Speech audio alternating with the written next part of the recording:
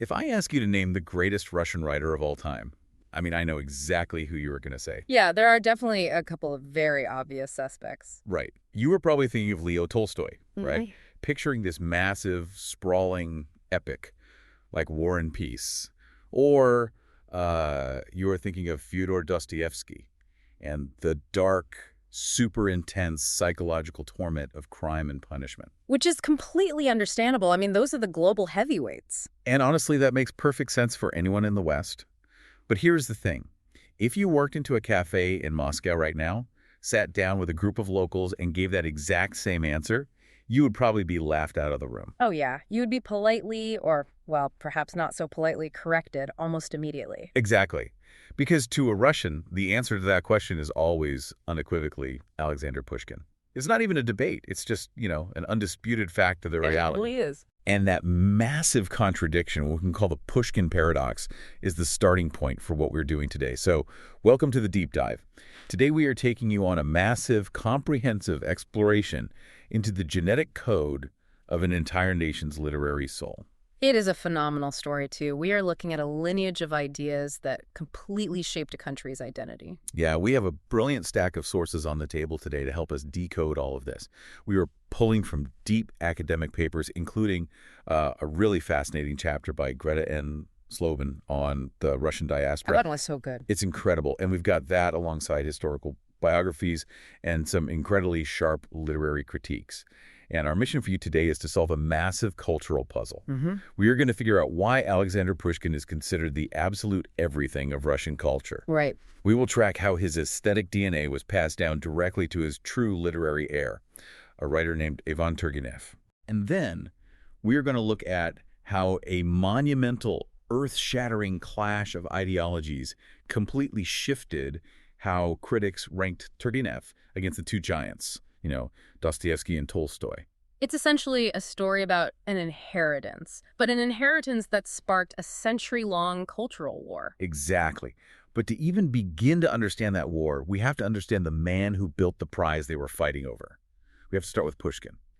And for those of us in the West, we really need a framework here. Like, how big of a deal is this guy? To put it in perspective, think about how Western cultures divide up their foundational figures. Like, in the English-speaking world, we have Shakespeare as the ultimate pillar of literature, right? Sure. The Italians have Dante. In America, you have the founding fathers defining the political and social identity. Well, for Russia, Alexander Pushkin is all of those figures rolled into one single human being. Wow. Yeah, he is the Shakespeare, the Dante, and the founding father of modern Russian consciousness. That is an almost unimaginable amount of cultural weight for one person to carry. I mean, it's staggering. It is. But you cannot understand anything about Russian literature, about their history, or even the underlying Russian mindset without starting with Pushkin's monumental linguistic revolution. And you have to start with his life because his biography is just as foundational to the Russian mythos as his poetry is. Then let's dive right into that biography because, his life reads like a movie script. He was born in 1799, right into the ancient Russian nobility. But there is this crucial, absolutely fascinating detail in his family tree that completely alters how he interacts with that world. Yes, this is on his mother's side. His great-grandfather was a man named Abram Petrovich Ganbel. Right. The sources outline Ganbel's backstory, and it's staggering. He was an African man, likely born in what is modern-day Cameroon, or Eritrea, who was kidnapped into slavery as a child by Ottoman traders. Such a dark reality of that era. Totally. So he is brought to Constantinople, but instead of remaining an enslaved servant there, the Russian ambassador purchases him essentially as a gift for Tsar Peter the Great. Which, unfortunately, was a relatively common practice at the time among European monarchs, collecting exoticized servants. But Peter the Great recognized something exceptional in this young boy. Yeah. He didn't just keep him as a court curiosity, he actually adopted Ganbel as his godson. Wait, he adopts him? He adopts him. That is wild. And Ganbel completely rises to the occasion, right? He gets a military engineering education in France, he fights in wars, and he eventually becomes a high-ranking general in the Russian Imperial Army. He builds fortresses, he acquires massive estates. It's a trajectory that almost defies belief for the 18th century. It really does. And this brings us directly to Pushkin's psychological makeup, because by the time Pushkin is born in the early 1800s, you might expect a European aristocrat to downplay or actively hide that kind of ancestry, given the intense racial prejudices of the era. Right, you'd think the family would just sweep it under the rug to maintain their status in the high society of St. Petersburg, like pretend it never happened. But Pushkin did the exact opposite. He possessed a profound, fierce pride in his African heritage. He spoke of it constantly. He even began writing a historical novel about his great-grandfather called The Blackamoor of Peter the Great. I was thinking about this when reading the sources, and it feels like Pushkin is the ultimate insider-outsider. Ooh, I like that. Yeah, because on paper, he is literally born into the Russian aristocracy, the absolute glittering center of the empire. But his heritage and his physical appearance, which he actually often described in his own poems, gave him this unique objective distance from that center. Right. It's like he's inside the VIP room, but he's looking at the other guests from the perspective of someone who inherently knows he is different. That is a brilliant way to frame it. That dual heritage granted Pushkin a vital sense of what scholars refer to as freedom and difference. Within the rigid, incredibly stifling world of the Russian imperial court, where everyone is constantly jockeying for the Tsar's favor, his ancestry served as a psychological shield.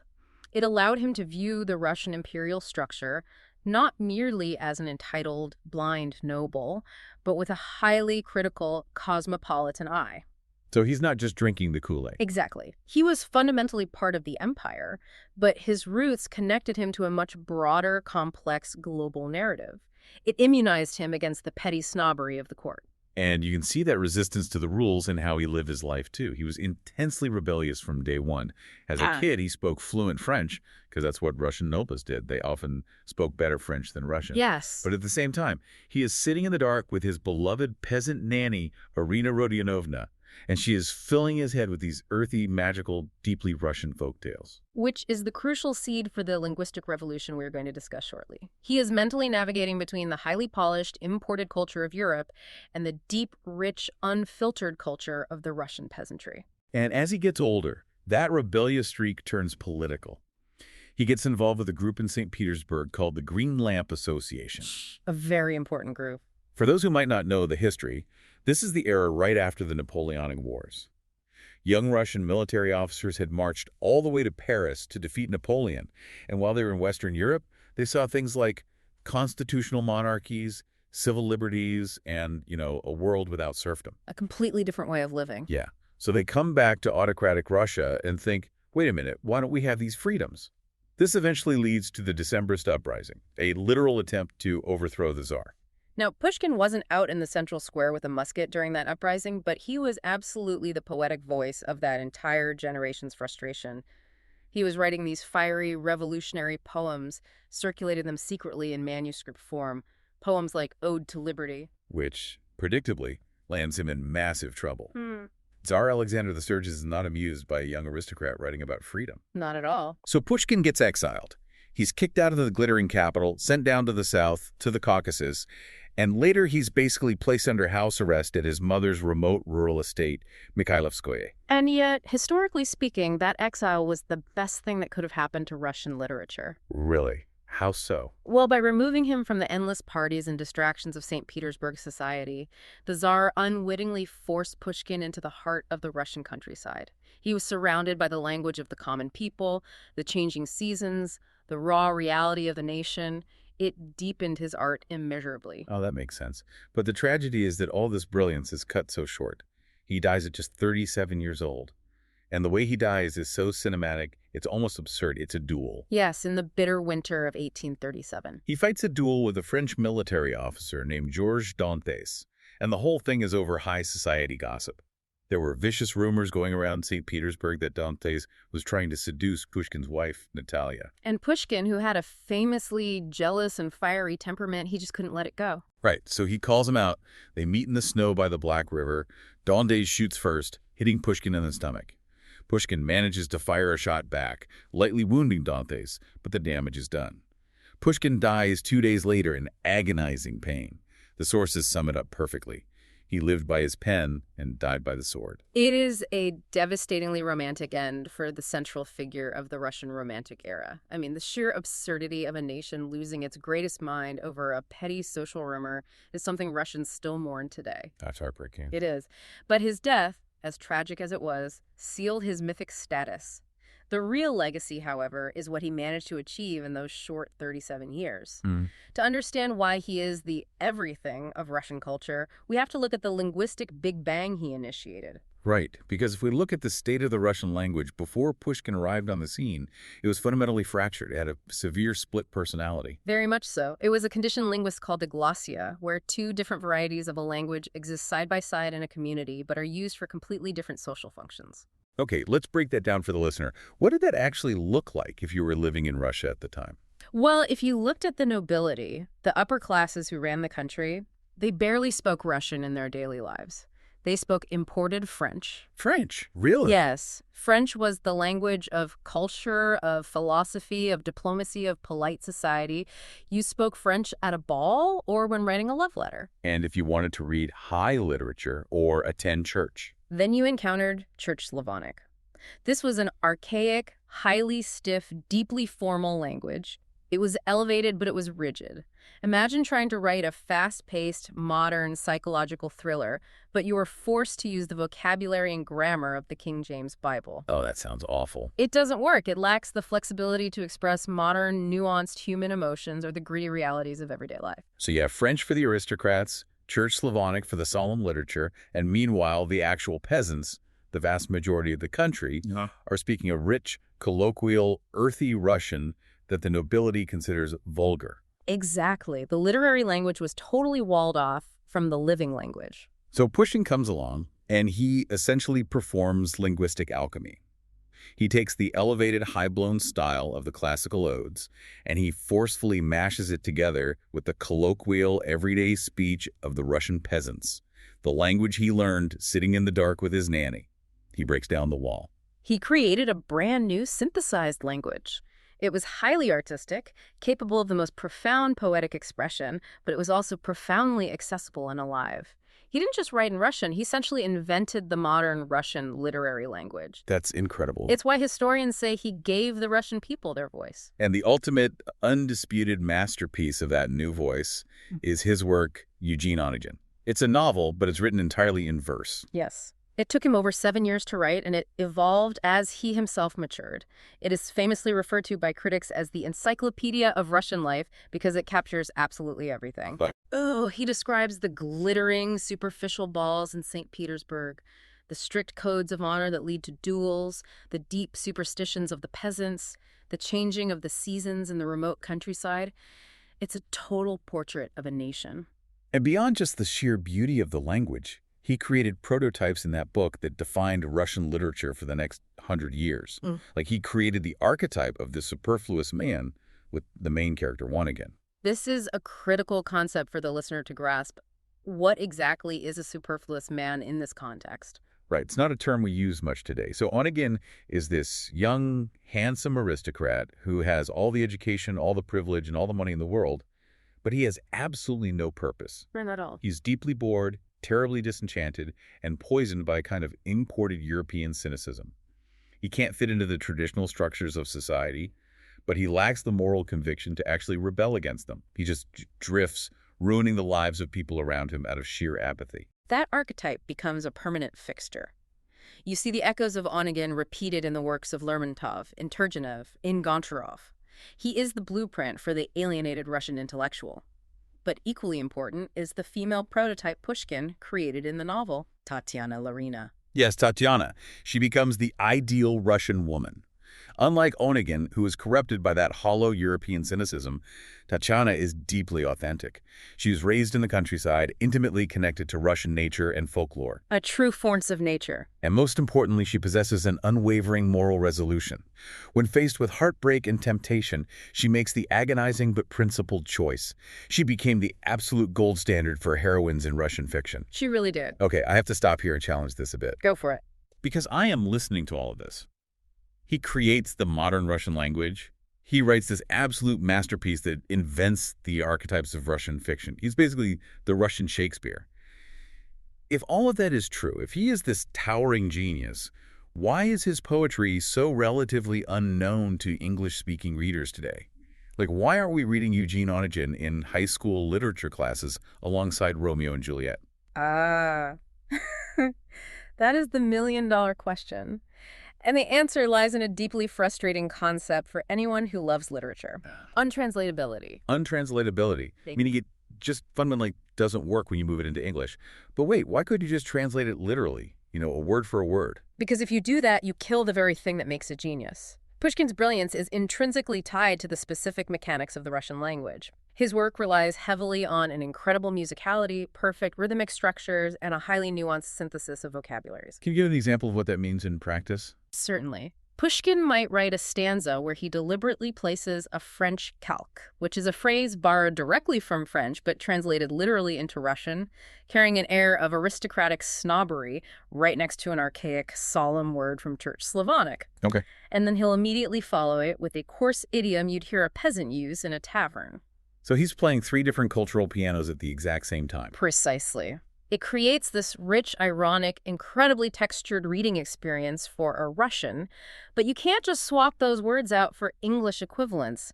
English doesn't have a Church Slavonic equivalent that carries the exact same cultural baggage. Right, that makes sense. If you translate it literally, you lose the music, you lose the irony, and you lose the subtle cultural coding. It just sounds like a pleasant but somewhat simple rhyming poem. To give the listener an idea of how extreme this problem is, look at the example from our sources.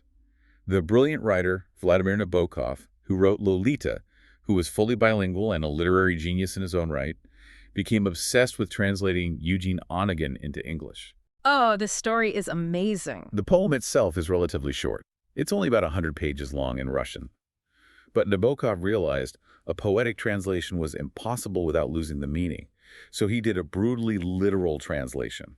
And to explain all the things the English reader was missing, he needed 2 full volumes of material. Thousands of pages of commentary and footnotes just to translate and explain the cultural mechanics of those 100 pages to an English reader. That is wild. 2 massive volumes of explanation for a 100-page poem. It proves that to truly get Pushkin, you almost have to learn Russian. And that language barrier is exactly why the West naturally leans toward Tolstoy and Dostoevsky.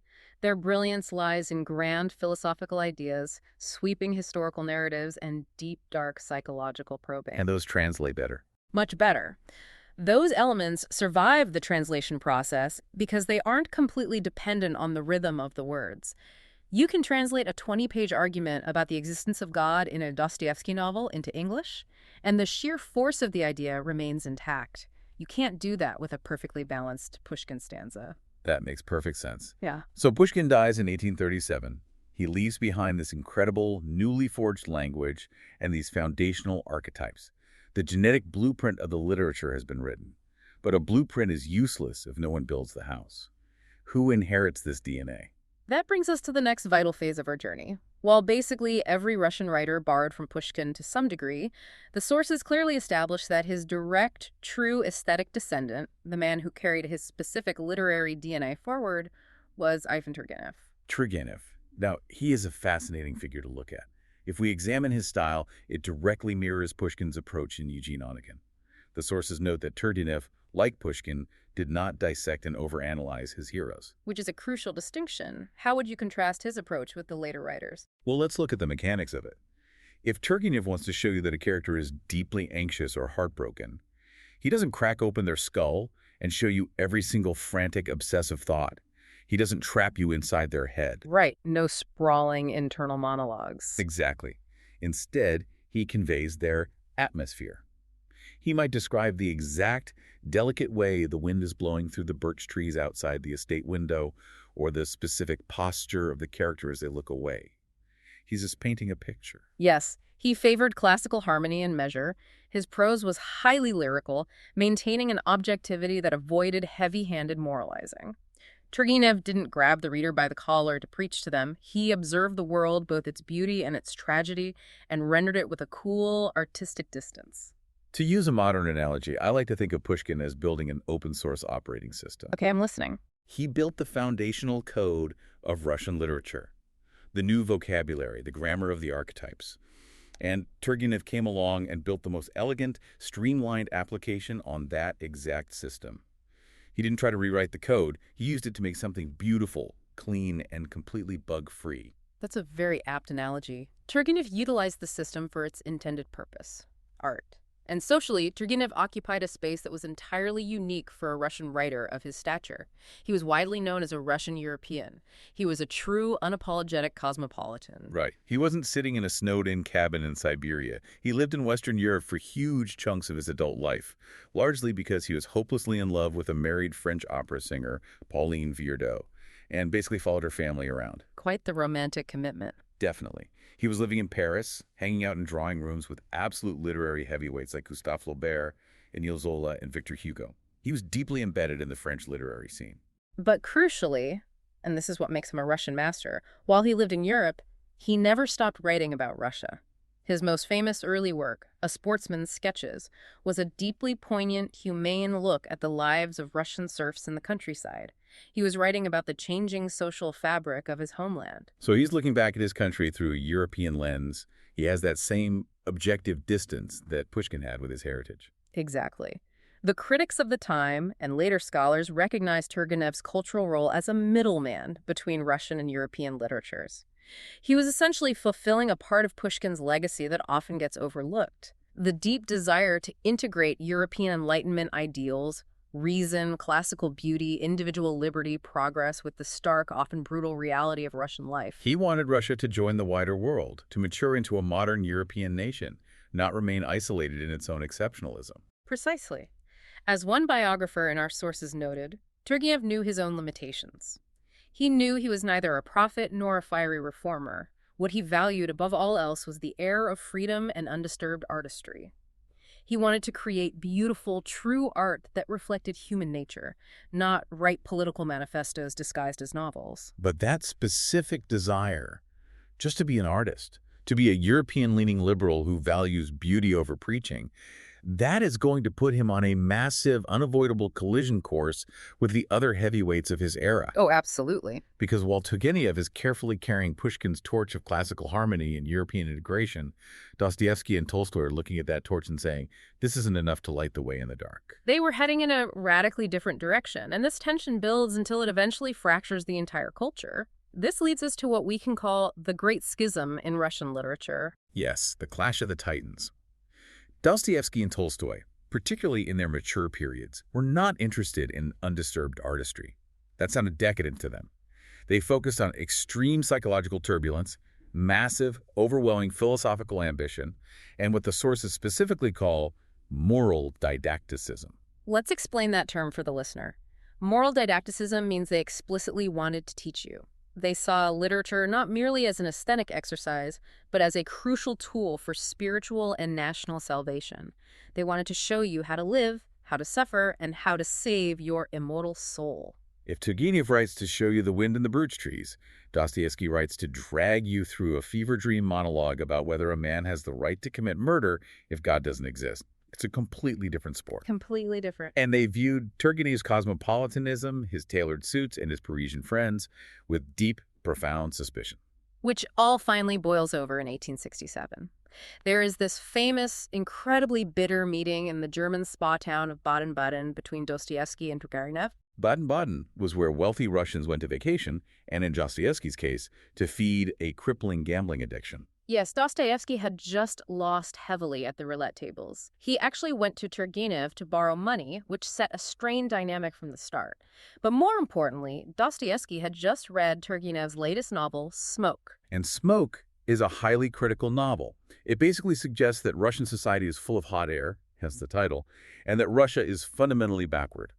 Turgenev's argument in the book is that Russia needs to humbly follow the path of European civilization if it ever wants to progress. Which absolutely infuriated Dostoevsky to his core. Dostoevsky, particularly at this point in his life, was a fierce, uncompromising nationalist. He believed that Russia had a unique, messianic destiny. He believed the Russian Orthodox soul was totally separate from, and spiritually far superior to, a corrupt, atheistic, decadent Western Europe. So to read Turgenev saying, hey, we should be more like Europe, was basically heresy to him. Exactly. In that Baden-Baden meeting, the pleasantries completely evaporated. Dostoevsky openly and viciously accused Turgenev of atheism, of Russophobia, and of Germanophilia. Dostoevsky essentially used that meaning to excommunicate Turgenev from the Russian identity. He told him he wasn't even Russian anymore. He did. The animosity was palpable. Dostoevsky reportedly advised Turgenev to buy a telescope so he could look at Russia from afar, since he clearly didn't understand it up close. Oh, that's brutal. And here is where it gets really interesting to me, and the sources point this out beautifully. The irony of this hatred is so thick. The philosopher Lev Shestov, whom we rely on in the research, points out that Dostoevsky and Tolstoy obviously shared this massive cultural burden of Russia with Turgenev. Right. They all cared deeply about the country. Exactly. They were peers. They were all agonizing over the fate of their country. But Dostoevsky was completely deaf to Turgenev's true Russian voice, just because of his zip code and his politics. Dostoevsky looked at the Parisian address and decided Turgenev was a traitor, completely missing the deeply native, exquisite Russian phrasing in his prose. It is intensely ironic. And this feud isn't just about two men not liking each other. It represents a fundamental fracturing of the Russian literary identity. The scholar Robert Jackson synthesizes this conflict brilliantly in the sources. He frames it as a comparative aesthetic between the two worldviews. Turgenev, in this framework, represents the flower. The flower, meaning an archetypal vision of epic unity, beauty, and serenity, the classical ideal. Exactly. A system where things are integrated and proportional, whereas Dostoevsky represents the root, a tragic underground vision of turbulence, fragmentation, dirt, and psychological chaos. The flower and the root. That is a stunning way to visualize. Now, just to jump in here for a second, as we navigate this schism, it is really important that we weave in a critical point here for you, the listener. When we look at these sources, history doesn't neatly label the westernizers like Turgenev or the Slavophiles like Dostoevsky as the good guys or the bad guys. Oh, absolutely not, no. Both men looked at 19th century Russia and saw a broken society. They just had radically opposite, equally deeply felt prescriptions for how to fix it. Our goal in this deep dive is not to say that Turgenev's liberalism was correct and Dostoevsky's nationalism was wrong, or vice versa. Right. We're remaining totally impartial. Strictly analyzing the text, we're just examining the historical reality of this ideological clash to show you how these opposing worldviews fundamentally tore the Russian literary tradition in two. And the absolute climax of this fallout, the moment the culture officially picks a side, happens in a highly dramatic public event.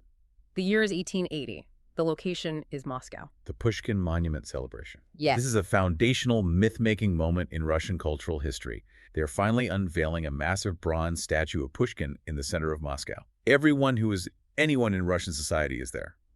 Well, Tolstoy refused to go because he thought public monuments were a vanity project, but Turgenev and Dostoevsky are both there. Center stage. And they are both scheduled to give massive, highly anticipated public speeches about what Pushkin's legacy actually means to Russia. It was essentially a battle for the soul of the nation, played out live on a podium in front of the intelligentsia. I try to imagine being in that crowd.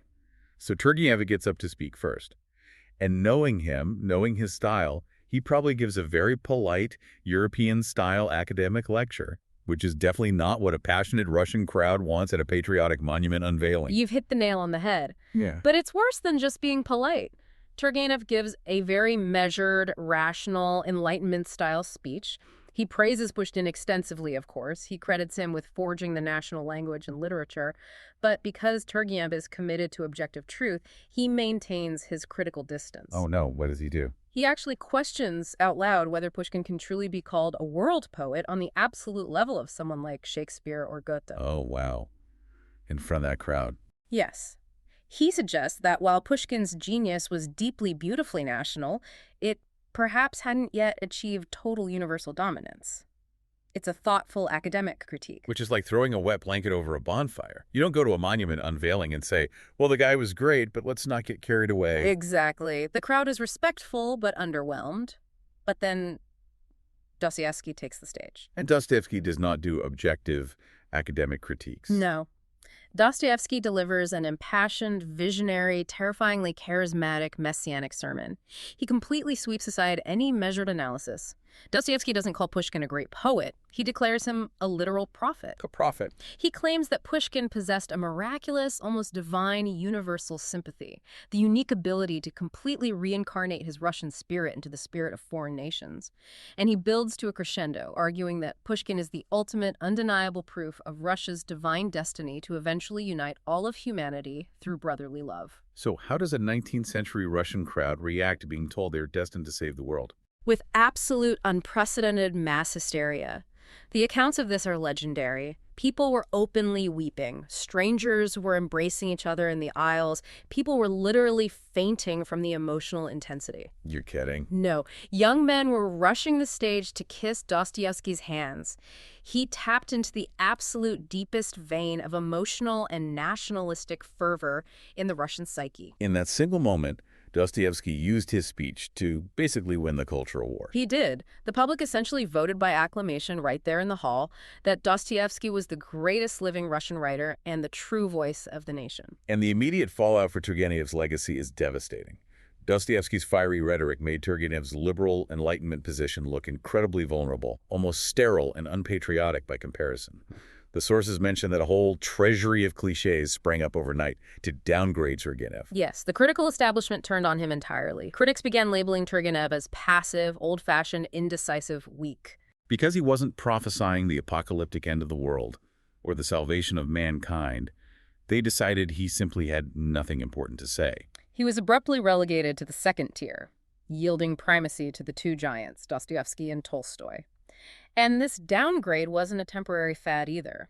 As we moved to the end of the 19th century and the beginning of the 20th, the influential symbolist movement cemented this view.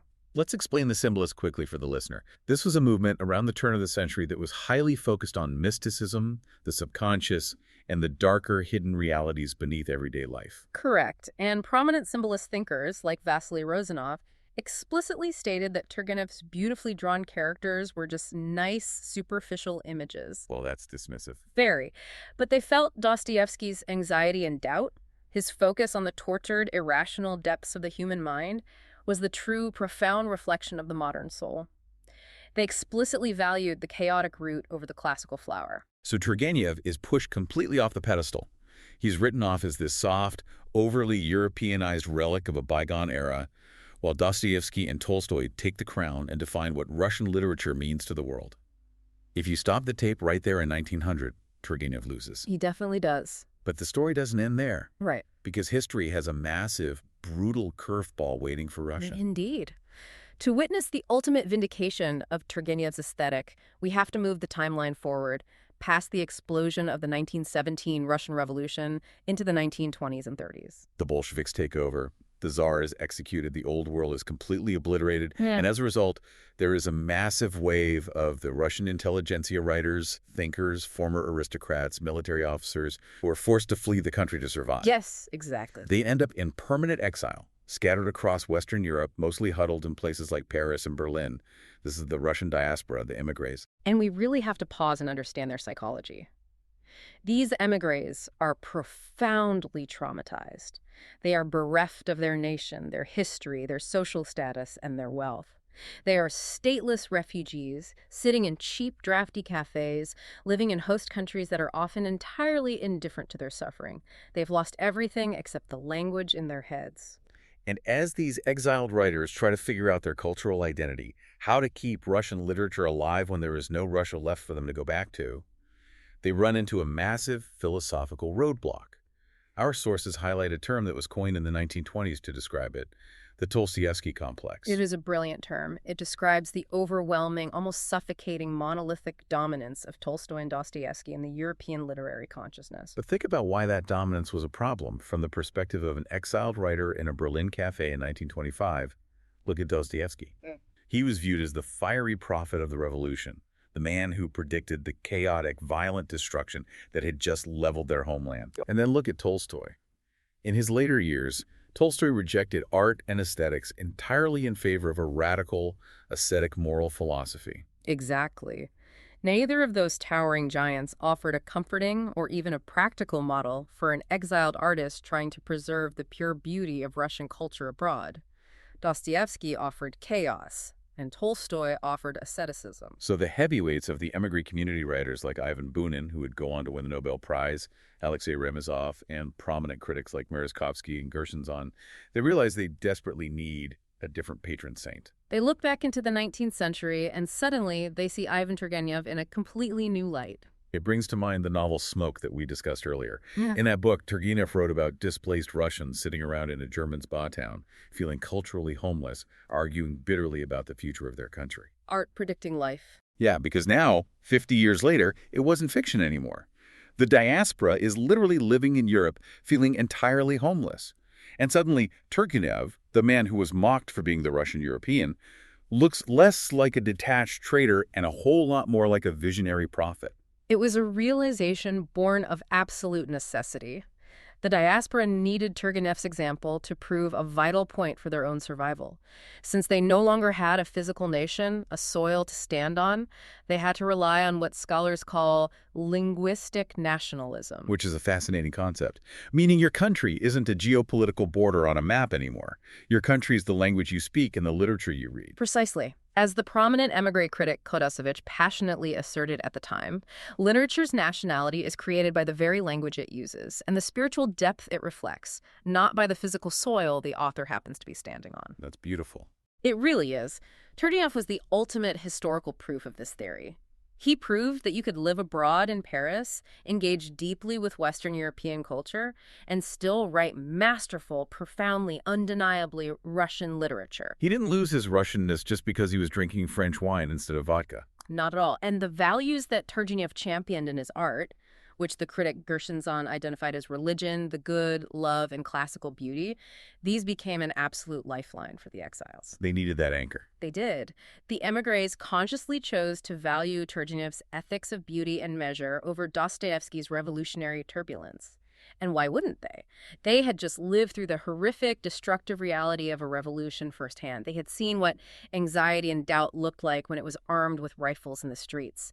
They had had enough of the root. They desperately needed the flower. They needed purified air. They needed classical harmony just to survive the psychological trauma of their exile. And this movement to reclaim Turgenev, and by extension Pushkin, as the true vital core of the Russian tradition wasn't just happening in academic essays and critical reviews.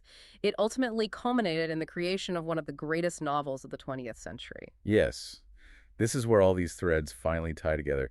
This brings us to a young, brilliant émigré writer living in Berlin in the 1930s. He is writing under the pen name Siren. We know him today, famously, as Vladimir Nabokov. Between 1935 and 1937, writing in Russian while living in a cramped apartment in Berlin, Nabokov crafts his masterpiece, The Gift. And The Gift is an incredible achievement. It is essentially a giant, brilliant, meta-literary love letter to Russian literature itself. The main character is a young writer navigating the struggles of exile, but the real hero of the book, as Nabokov himself later said, is the Russian literary tradition. Absolutely. And Nabokov specifically forcefully champions Pushkin as the absolute gold reserve of Russian literature. But Nabokov didn't just write a love letter to praise Pushkin. He used the novel as a weapon. He actively dismantled the critics who had historically distorted Pushkin and Turgenev's legacy.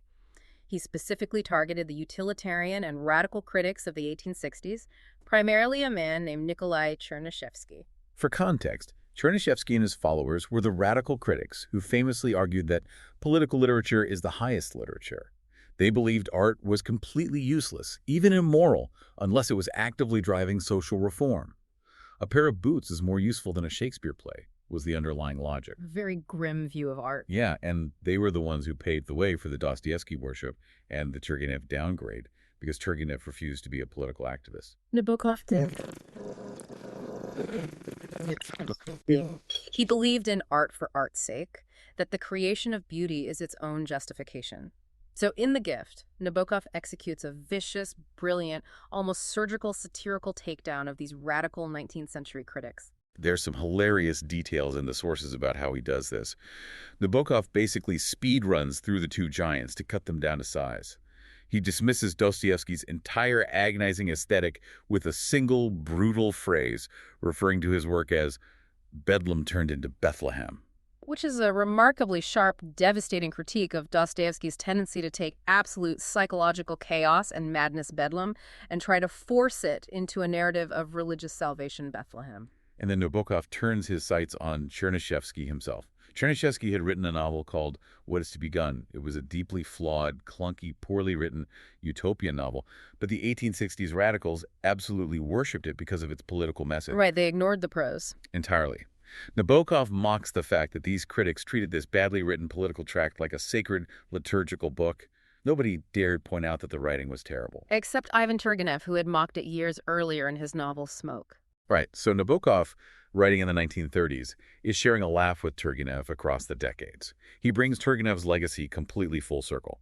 By weaving explicit references to Turgenev's Smoke into the gift, Nabokov successfully overcomes the Dostoevsky complex that had paralyzed the diaspora. He triumphantly champions art for art's sake. He proves, through the sheer dazzling brilliance of his own prose, that the aesthetic lineage, the genetic DNA passing from Pushkin to Turgenev to Nabokov himself, is just as vital, just as culturally significant, and just as enduring as the heavy, philosophical, didactic novels of Dostoevsky and Tolstoy. He finally rebalances the scales. It is complete and total vindication of the flower. So to bring this massive journey all together, we started this deep dive looking at Pushkin. We saw him perform impossible linguistic alchemy, taking French calques and peasant slang and forging the very language and the soul of modern Russia. We really covered a lot of ground. We did. We watched Turgenev pick up that elegant cosmopolitan torch, trying to guide Russia toward European enlightenment, only to get completely excommunicated by the psychological heavyweights, Dostoevsky and Tolstoy, at that fever-pitch 1880 monument celebration. An ideological schism that defined not just a century of literature, but a century of Russian thought. And finally, we witnessed the exiled diaspora, traumatized by the very revolution Dostoevsky seemingly prophesied, revive Turgenev as their patron saint of Russian Europeanism. It culminated in Nabokov's brilliant satirical defense of pure art. It is a truly fascinating journey through the genetic code of a literary tradition. It shows how ideas are born, how they are attacked, and how they survive. And to connect this massive history back to you, the listener, the next time you pick up any Russian novel, remember that you are not just reading a story about people in the snow, you are stepping onto an active battlefield. You really are. You are looking at a war over the very soul of a nation. Are you reading the classical, integrated, European-facing beauty of the Pushkin-Turgenev lineage? Or are you diving headfirst into the messy, isolated, fiery, messianic depths of the Dostoevsky lineage? The DNA of that profound conflict is encoded on every single page. And that leaves us with one final, incredibly heavy thought to consider. We've talked about literature as the blueprint of a culture. If we accept that literature acts as a blueprint for a nation's geopolitical identity, consider the choice the Russian public made in 1880. When that crowd wept and cheered for Dostoevsky, they explicitly chose a vision of a messianic, spiritually isolated, and turbulent Russia over Turgenev's vision of a rational, European-integrated Russia. They actively chose the root over the flower. Exactly. If a nation's ultimate destiny is shaped by the storytellers it chooses to elevate as its prophets, might the literary shift away from Turgenev's Enlightenment ideals have subtly, psychologically primed the cultural consciousness for the authoritarian turbulence and the severe isolationism of the 20th century? It's a profound question about the real-world power of literature. Did the rejection of Turgenev's elegance pave the way for the chaos to come? That is a staggering thought to end on. It all comes back to that underlying code. You look at the history and you see the events, the revolutions, the visible traits. But underneath it all, invisible but omnipotent, is the literary DNA quietly dictating the shape of the nation's destiny. Thank you so much for joining us on this incredible hour-long deep dive into these sources. Keep asking questions, keep looking beneath the surface, and we will catch you next time.